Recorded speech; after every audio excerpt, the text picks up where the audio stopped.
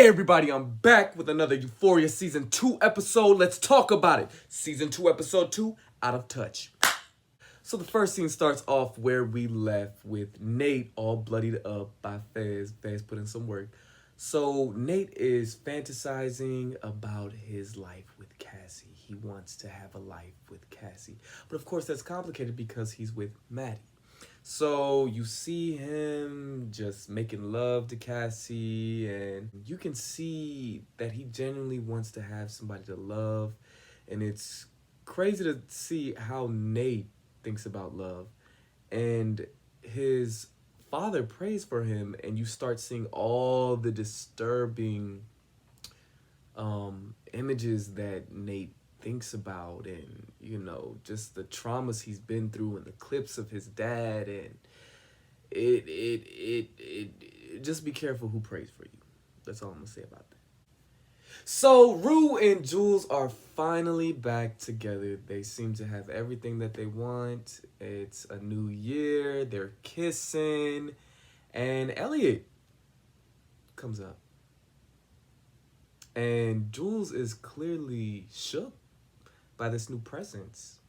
And Jules walks away and starts crying. Rue clearly has a crush on Elliot, but Rue isn't as great at hiding things as she thinks she is. So apparently Cassie has been in this depression, and this has been my favorite scene of Euphoria so far. You see Cassie in the pool with Maddie, and they're like hand holding, but also like floating at the same time. And the cinematography in this show, of course, is amazing. Like the pool seems to be like purple. And Cassie's talking about how she wants to change. And Maddie's like, I don't know. When you want to say yes, just say no. And you have this montage of all these times Cassie clearly should have just said no, but she said yes. And the music in the background was swelling, and you can tell that Cassie is not as innocent as she comes off. Sydney Sweeney does a great job with her character and her acting, and you always feel for Cassie, but Cassie knew what she was getting into, and you clearly see that she wanted to do what she did, and you're starting to see the consequences of that. I don't know how Maddie did it, but she became this babysitter of this really rich family. Sometimes you forget that Maddie is not rich because she presents herself in this rich lifestyle. This montage of Maddie trying to find these different jobs, and none of them are working out, and none of them are accepting her. But she found her dream job, like to be a babysitter for these rich people. And that fits Maddie. That fits Maddie perfectly. She wants to be the stay-at-home mom. She wants to be the lady with the rich man. So props to you, Maddie. The parents come home, and Maddie is in the closet. She's trying on all her stuff. She's putting that Gucci on. And she's running to put everything away before they come in, and she leaves the earring drawer open, and the mom says, "Can you come here for a sec?" And there's this tense moment, and you're thinking she's gonna get caught. And I don't know, y'all tell me how y'all felt, but it felt like there was some tension between Maddie and the mom, like romantic tension, where she was like, "Can you unzip me?" And she touches her hand, and she looks at her, and it looks like she's about to cry, or I don't know, but Maddie is just trying to get out. Kat is bored with Ethan, so everyone's looking at them like they're this perfect couple. And in the back of Kat's mind, she's like, I don't know what to do. This relationship is so boring. And there's a moment where Ethan goes into the bathroom, and all this smoke is happening. I'm like, what type of ritual is this?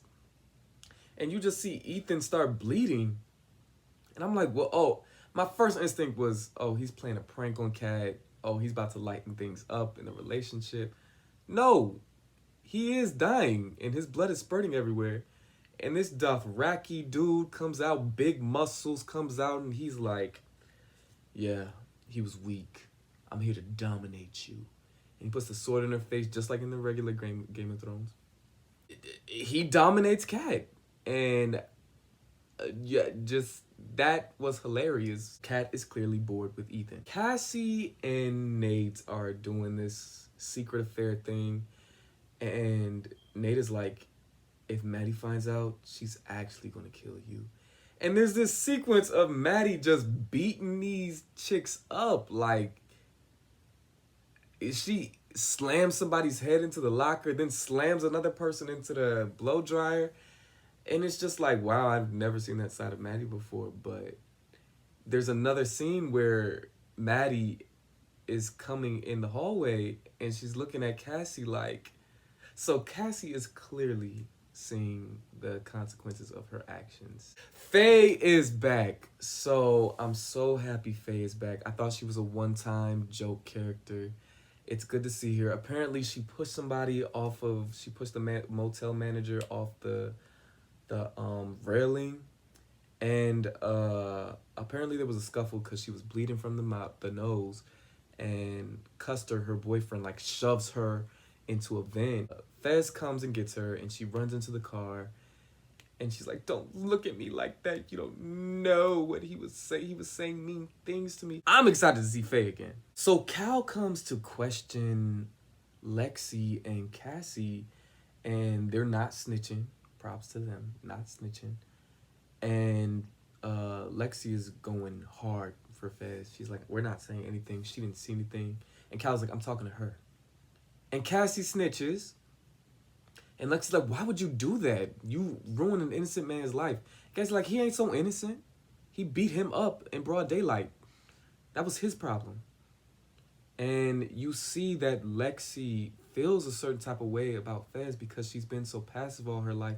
And Fez has basically been the only one who's ever shown her attention. And you can see in her life just how passive she's been. And the only time she tried to stand up was to try and save Rue, and then she ended up backing out of that. And the next thing you know, Rue had overdosed. So you can tell that Lexi is tired of being this passive person. Elliot and Rue are getting close. We'll see where that's going. So there's this scene where Kat is like on social media and she hates herself.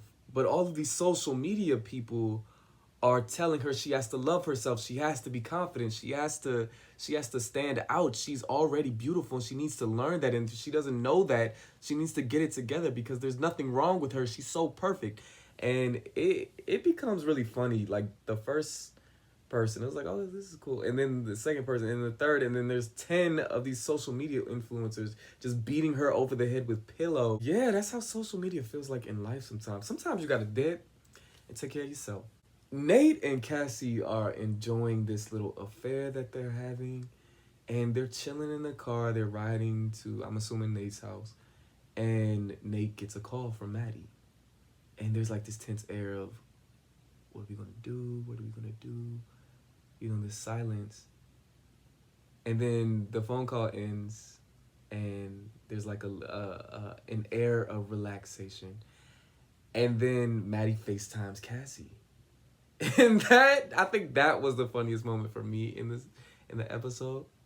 Just to see them try and navigate this triangle. Lexi is not playing any more games. She's biking. She's going to go tell Fez how she feels. Gets to the liquor store and she's going to say something to Fez.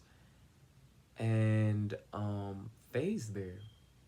So Lexi backs off because she's like, clearly you're with somebody. And I was so mad. Because I know what that's like, especially as a high schooler, to have these intense crushes and then, you know, just always psyching yourself out of it, just always trying to not go through with it. So Lexi was all pumped up, and then she found a way to back out. And then Cal comes in, and Fez is like, why are you asking all these questions, dude? And there's this moment of like, is he really gonna shoot Fez? Like, it's only the second episode. It's the second episode. Please give us a break, y'all. And Lexi's not saying anything because, again, she's passive, so. But Cal gets out of there. Old man gets out of here. He just wanted some spearmint gum. He's out. Fez is safe for the day. But I was so disappointed in Lexi. I'm like, dang, you could have said something. Cut to Nate and Cal. Cal thinks he's so smart. He says to Nate, you want to tell me why some punk drug dealer beat you up?